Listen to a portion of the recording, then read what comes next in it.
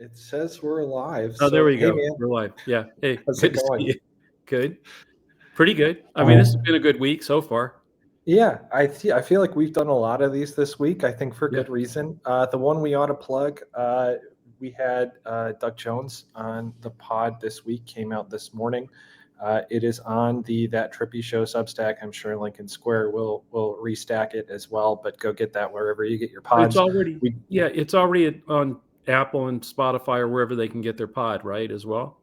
Yep, and then it should be on video as of Monday, I think. So there'll be a YouTube version coming out soon. So, but it was fun doing it with the senator, and obviously we go back and his victory in 2017 was the kind of night that Democrats had on Tuesday, in November, just a few days ago. So that it was good to reminisce and to go through some of the things we'll be talking about today. What did it all mean?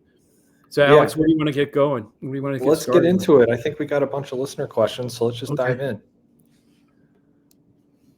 From Rodney in Queens, who had an interesting week. Does Tuesday night's blue wave change about how you think about 2024? We all thought we'd lost certain demographics forever.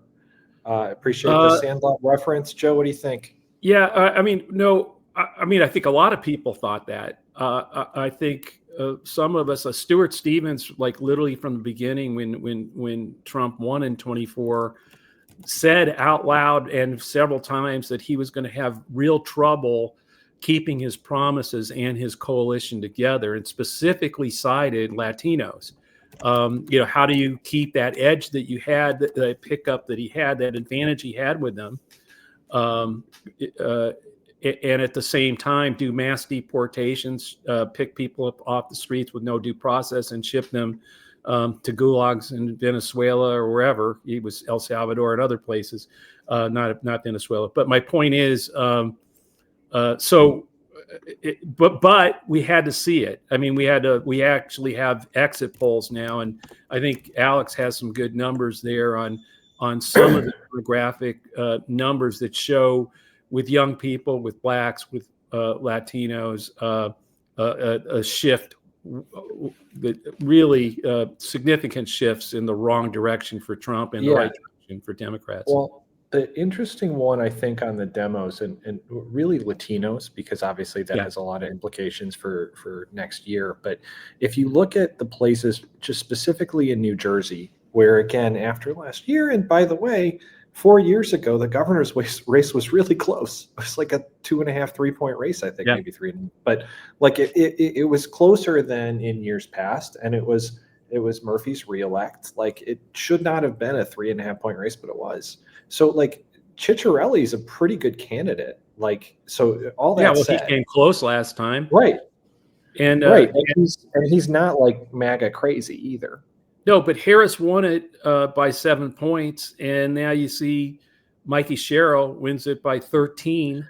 Well, and the real thing is with Latinos. Yeah, so if you look at the towns in Jersey that are like 60%, or the areas, precincts like Passaic, for example, these are places that in 2020 Biden won by like 60 to 70 points. Trump won, I think, Passaic, I want to say, but like we're looking at like Perth Amboy, we're looking at places like Passaic. All of those places were 50 to 60 point swings in Trump's favor in 2024, which is an insane number.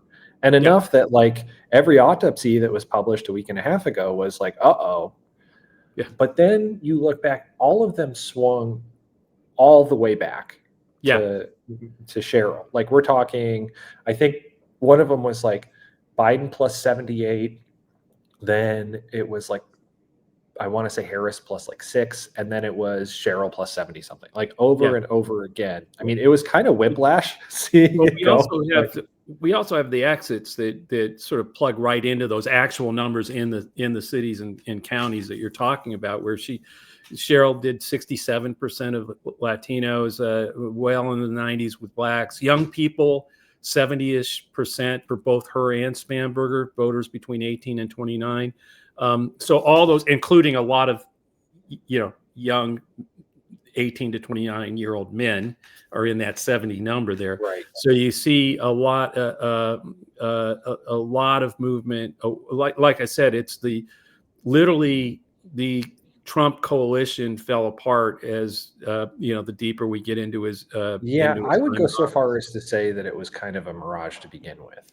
Like I'm willing to say it's a one-off. Like if you look at not only Latino exits, and which, by the way, I'm curious, by the way, before I get to this point, when you say exits, what do you actually look for in exits? Like what is separating the actual useful stuff from the total BS in exits? You can get into the cross, like the most interesting crosstab in the exits for me. Forget about the head-to-head and that stuff. I mean, we see the results. We know what happened, right? But when you look at how people who said they hated both parties voted, these are people. They came out of there. They went to the exit poller and they said, "Yeah, I don't like either party." And we can get into what the favorables of the parties were. And yeah, guess what? Neither one were that good. Democrats came up a little bit better, but the people who hated both parties or had high unfavorables of both parties broke 80% to Spanberger and 77% to Mikey Sherrill. And so when you start now, now let's go back and look at how Alex and I look at polling.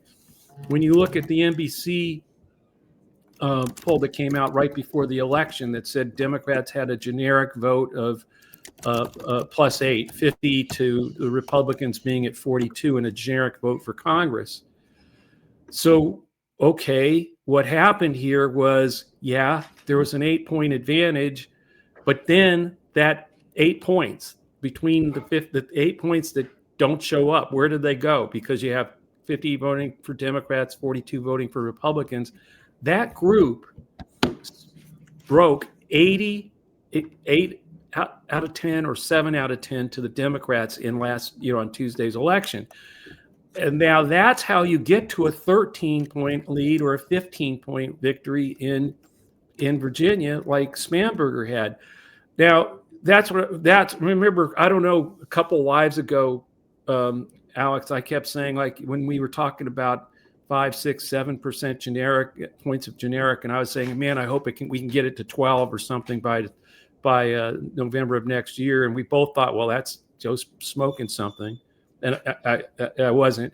But anyway, that happened that's literally what happened. That's why you get to and your number where Trump's favorable and unfavorable is matching results just about everywhere. California, where the yes on Prop 50 is 64%. You've pointed this out, Alex. I didn't see it. You found it first. His unfavorable, 64%. You do the same thing in Virginia.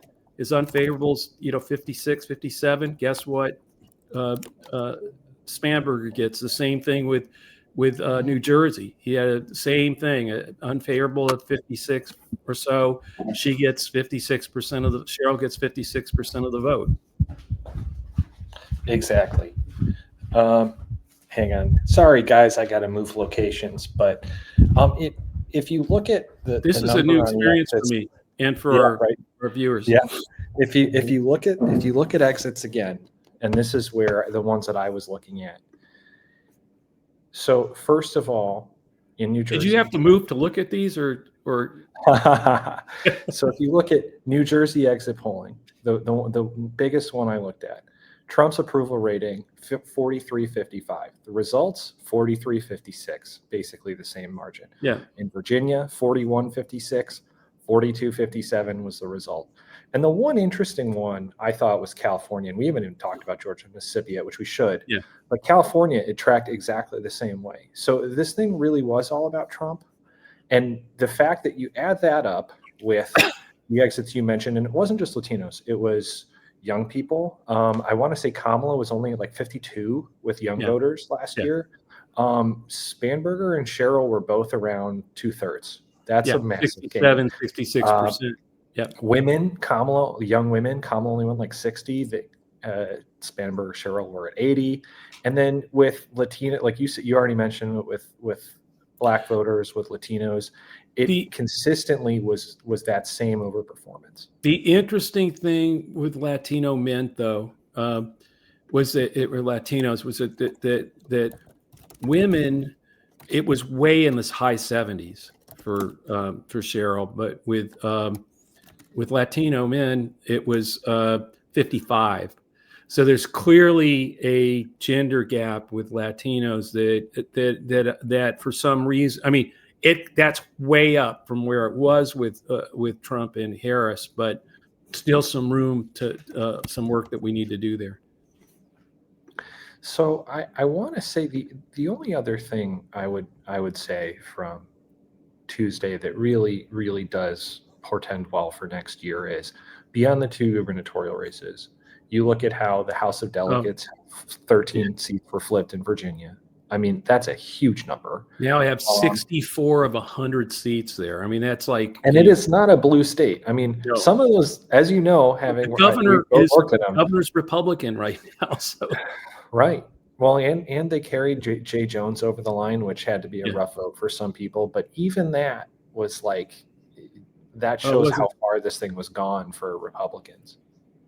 Oh, yeah. Well, look, even when you look at when I talked about people who don't like both parties and moving and voting for Democrats in New York City, the people who don't like both parties, 65% of them voted for Mondami.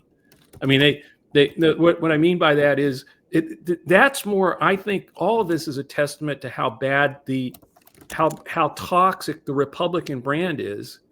Because, everybody talked for a year or two since the election about how toxic the Democratic brand was and how much the Democrats got to get their act together and who was going to vote for them. The Democratic Party has its problems, but frankly, people who, liked the party, voted for it. People who like Republicans voted for the Republicans. And the people who didn't like either one of them said, hell no, I'll vote for the Democrats I'll vote for a Democratic Socialist before I'll vote for those Republicans. I mean, it's it just says how toxic. That's why I think that your number of his favorable, unfavorable sort of is where the vote was. His unfavorable, he and MAGA have become so toxic to that group that is unfavorable to them that it's the force that decides all these, that really was entirely what the election was about on Tuesday night. And for these Republicans now to be out there going like, oh, but they're all blue states, including Virginia, it's massively blue state, or Georgia, where two Democratic challengers for public service commissioner beat two incumbent Republicans and in doing so did it by wiping them out by 300,000 votes each. Right. And in winning it became the first Democrats to win a non-federal statewide office in something like since 2001. So, I mean, which by the way, did remind us both of Doug Jones being the first Democrat to win in Alabama since in 25 years when he did it in 2017. That happened. That kind of thing happened in Georgia last Tuesday night. In Mississippi, 3 legislative seats were won, defeating 2 Republican state senators. For the first time in 13 years, the Republicans do not have a supermajority in the state Senate in Mississippi. So you saw a lot of first 13 years in Mississippi, 25 years in Georgia, where Democrats were winning and changing the dynamic. And the only thing that they all have in common is I think the toxicity that's happened with Trump and MAGA. And I think also the positive vision. I mean, both all of them, from Mondami to Mikey Sherrill to all these candidates, were talking about affordability. That's actually in Georgia. The public service commissioner race was all about how soaring electricity utility bills that the Republicans have done nothing about. In fact, or made worse. So I think affordability. And I've called it, patriotic populism, and I think Mikey Sherrill really encapsulated that in her victory speech. That's what was sort of the night was. It was sort of, it was populist. It was against the cost, and really kitchen table, getting down with real policies that we're going to and ideas that are going to help people and impact them directly. But with a patriotic, she was a fighter, a pilot. Spanberger had been in intelligence and CIA. I just think there was a quality about it it's populism, but it's a far different vein of it than what Trump and MAGA represent. Do you ever have one of those hits where you're doing a live video and like literally everybody decides that this is the 15 minutes where they need to call you multiple times? So I've been really focused. That happens almost every time I'm on. What are you experiencing that right now? Oh yeah, I'm having a Trippi kind of day. I think we have a couple more questions, Dave. Sure, go for it. Yeah, I appreciate you carrying the load while I was blowing up there. So, okay, I think we got to some of these. This is Joe. Another New York question. Which of these elections gave you the most hope for 26? Any disappointments? Some are saying Dems have momentum. True. Who is not saying Dems have momentum? The only one I thought was funny was Fox News is just lying about the margin of victory in New Jersey. That I thought was good. I think the hope question here, I think it's just because of where we do most of our work, Joe, but I got to look to the South. I got to look to those 2 in Georgia. I got to look to the 3 in Mississippi. And I'll say this. There were 13 statewide offices up for grabs on Tuesday night, and Democrats won all 13. And it wasn't like, okay, even if you're like, okay, Jersey's a blue state, which it is, but it's not super blue. And like we said, it wasn't super blue last year. It wasn't super blue in 2021. Well, winning in Pennsylvania and Georgia and Virginia across the board ought to tell you something. Yeah. And the fact that, no, I was just going to say the fact that it was so clearly about, I mean, I remember we were openly wondering at what point they were going to MAGA was going to catch the car. And polling has only been able to tell us so much. It's been a rough year for everybody across the country, especially the last couple of weeks. With the shutdown happening, it seems really clear that they've caught the car. And voters told us that on Tuesday night. Yeah, and Trump's reaction to Tuesday night is, I don't want to hear about affordability. He's actually, give him credit, which I know a lot of people aren't going to love me saying, but he usually avoids saying the really dumb stuff. Like this year, he's been pretty good about not giving just a total ammunition to Democrats on like live television. Like I know in years past he just said whatever the hell he wanted, but on policy stuff he's been kind of dodging decently well. So for him to say that was something. I just don't want to hear about affordability. Yeah. Well, okay, a lot of Americans said on Tuesday night that's what they really care about. But I think, look, to answer that question, yes, if you look at the candidates that have been, have filed to run in a lot of these districts that we need to win, and in a lot of the Senate races that we need to win, we've got some really damn good candidates, like we had on November 5th. But we got a lot of work to do. I mean, in other words, first of all, I believe that we'll see what the generic vote does. And I believe that, last night or Tuesday night, they clearly, the people who don't like either party bolted and came our way. But we've got to, and I think probably the reason for that was because our candidates actually were talking about real policies that would impact people, and people who don't like either party said, well, look, this isn't working. We'll give that a shot.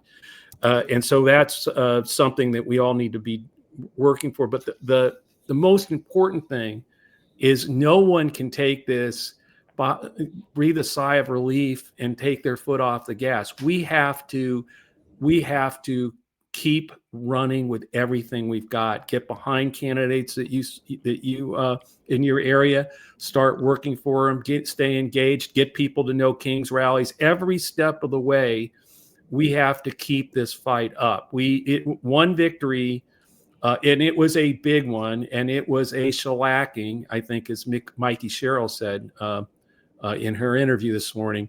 But we have to double our efforts to really hold their feet to the fire and and crush them in 2026, because they're going to do now in Maine, by the way, I was going to say this, they are going to put up every obstacle they can to make it tough to vote. In Maine, this is one of the most fascinating outcomes I saw in Maine, where there was a MAGA bill, Prop 1, on the ballot to force photo ID, limit the number of drop boxes, all the obstacles to voting. The people of Maine rejected it with 64% voted no, the same as the 64% in California that voted for redistricting to stop what was going on in Texas. So there's clearly people are getting what the Republicans are up to, because I mean, you have two states with 64% of the vote, waking up and saying hell no. So we're not going to stand for it. And that's what we have to do every step of the way. The more of us that are out there protesting with No Kings, the more of us that are working now, starting to talk to people again. And I keep preaching this, but talk to people you haven't talked to. There are fissures going on with Trump's coalition, particularly independents. They are like, which we saw on election night, 60% of them breaking to Democrats was a big number. So, and by the way, there are a lot of Republicans, I think, who stayed home or are, on the fence right now. You're seeing that happen with some of his biggest stalwarts in the House and the Senate starting to get shaky. So the more of that shakiness we can make happen, the more they start to fear general election voters more than they fear Trump and MAGA in the primaries. That's what we have to do going into 2026. So I got one more question for you, and I realized that was probably a pretty good place to end, but this one was really fun, and I'm going to actually read some internal Signal chats to you for this one. But hey, what's up with Marjorie Taylor Greene? Like, is she actually opposing Trump? Like, she's been out there. They asked her about inflation, and she said, yeah, when I go to the store, I'm paying more and my electricity bills are higher. Is she actually opposing Trump? Or, as our friend Trippi has pointed out, is she playing the role of what you call a loyal opposition, which is control? Yeah. What do you think it is? It's the second. This is Are they that smart? This is out of the playbook of authoritarians and how they can keep consolidating power even after they've tripped over the line, over the problems with voters. Is that some of their biggest, Elon Musk, Marjorie Taylor Greene, others start to be the reasonable, loyal opposition that helps keep people in the coalition. And whether they're that smart or not, it doesn't matter to me. That's what I would. That's what they're doing. We're much better off, understanding. Look, this is the thing about the shutdown that just blows my mind. Right, this guy lied and said he was going to lower prices day one. He lied. He hasn't lowered prices, right? He said that the ballroom, we're not going to touch the East Wing. Ballroom, demolished, lied. We're going to release the Epstein files. When we get in there, we're going to release those Epstein files. Lie. They're not even swearing in a member of Congress to make sure that the discharge petition doesn't get signed. So where's the press to ask one question? Why the hell would anybody in this country, and by the way, the whole time all that was going on, the bobbleheads in the Senate and the House are all going, either I didn't see that post or bobbleheading that, yeah, that's great. Okay, why would anybody, and where's the press reporting it this way? Why would anybody trust them that, oh yeah, don't worry, just vote for this continuing resolution and we promise we'll do something on healthcare. Yeah, after they cut Medicaid.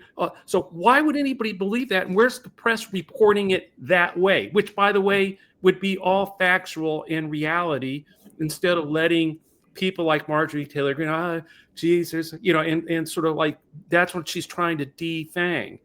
And then the other side I don't get about this is, wait a minute, this guy's broken just every, the rule of law, Constitution, picking people up with no due process, sending troops into the streets with the state saying don't send them here, court saying putting restraining orders on it. Anything he wants to do, he just freaking does. So if Donald Trump wanted the government to be open, or no, he wanted to pay just the air traffic controllers. That's it. He just wants to do that. Oh, no, he can't do. Poor, weak Trump can't sign an EO to do that. No. Right. Or to feed children. So, like, who buys any of this garbage? And this is out. And now they just got their butts kicked on Tuesday, and they're doubling down. And so do we. We need to double down too, and just work twice as hard as we did, and repeat this in 2026. And really, with an exclamation mark, say no more, enough. And I think that's a message. If they hadn't hear it Tuesday and they keep doing this, we need to make sure they hear it loud and clear in November, in a year from now. So that, as hard as I tried to take us away from getting out of here, I think that was a pretty good way to end, Joe. Anything you want to plug besides our pod with Doug Jones that everyone should go listen to? No, I really hope people will listen to it. It was fun, and I think we, getting his take on what happened and where things are going is something that would be worth your time. So we have a lot of fun with these. This is one where I would encourage you, if you're liking the show, we'd appreciate it if you brought someone along to listen. I know for a fact that I have some colleagues that are not watching us live right now because of what they've been sending me messages about, asking me to review things. So my job is to get them to come watch us next week, Joe. So we'll leave it with that. I'm going to go work out. An awesome weekend. Yeah, enjoy your workout. Thanks, everybody. Thanks, man. Take care. Take care, everybody.